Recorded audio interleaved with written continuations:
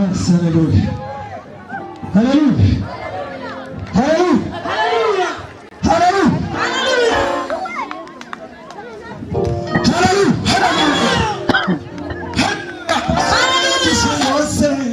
Imigisha yo mu Mana ibumbira muri Yesu iramuduha. Yafashe imigisha yose, imigisha yo mu Mana ibumbira muri Yesu iramuduha. Yafashe imigisha yose, imigisha yo mu Mana ibumbira muri Yesu iramuduha. Dore urukundo rwatumye mpfira, ibyaha byanjye bihambamuka, maze arazuka yaguze maze nagaruka nzamushimira ibyo. Dore urukundo rwatumye mpfira, ibyaha byanjye bihambamuka, maze arazuka yaguze maze nagaruka nzamushimira ibyo. Habaye umunsi wishimye mw'ijuru, Yesu itanga bagere mw'isi, aza kubyarwa n'umwari utunganye, nawe batungana na twabari. Dore urukundo rwatumye mpfira, ibyaha byanjye bihambamuka, maze arazuka yaguze maze nagaruka nzamushimira ibyo. Amashyi menshi kwa Yesu. Haleluya. Hazaba umunsi tuzava imana, arabagira ijuru ryose. Yesu azaza ubwiza bwe bwose, azimira nawe nkabibaje. Dore urukundo rwatumye mpfira, ibyaha byanjye bihambamuka, maze arazuka yaguze maze nagaruka nzamushimira ibyo. Hallelujah. Hallelujah. Hallelujah. Nicyo kidutera Mana guhora tukuririmba, tuvuga ibitangaza imirimo yakoze. Nicyo kidutera Mana guhora tukuririmba, tuvuga ibitangaza imirimo yakoze. Ndashima umusaraba, ndashima yaba nziza, ariko cyane cyane ndashima umwami Yesu. Ndashima umusaraba Yesu, ndashima yaba nziza, ariko cyane cyane ndashima umwami Yesu.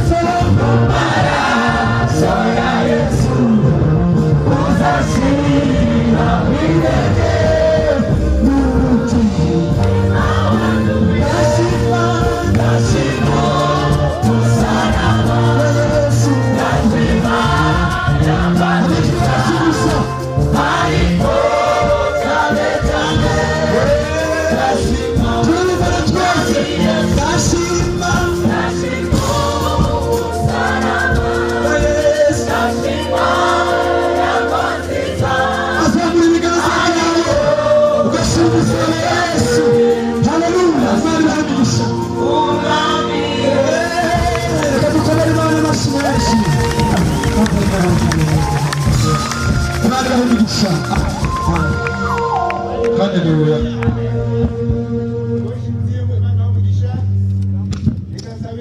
Abantu bose baje muri iki giterane cyacu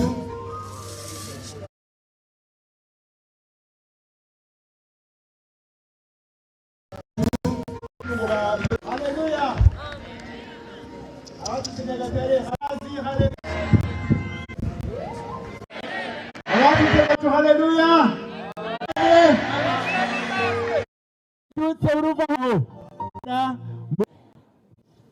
kandi bahiza tubwira ngo ibindi byose we kubitekerezaho neza